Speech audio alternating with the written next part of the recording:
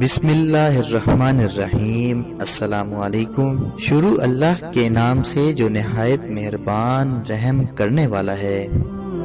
کیا آپ جانتے ہیں کہ دعائیں کیوں قبول نہیں ہوتی؟ لوگوں نے ایک دفعہ حضرت ابراہیم ادم بلخی رحمت اللہ علیہ سے سوال کیا، کیا وجہ ہے اللہ تعالی ہماری دعائیں قبول نہیں فرماتا؟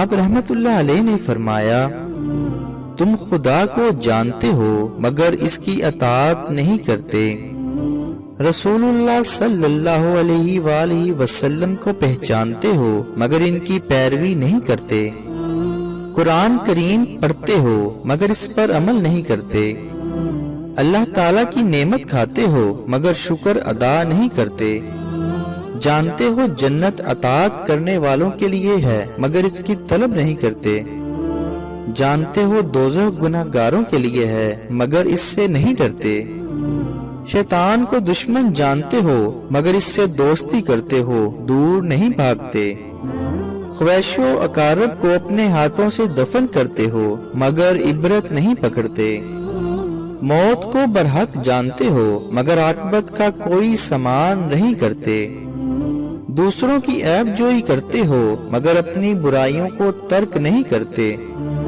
ایسے شخص کی دعائیں کیسے قبول ہوں؟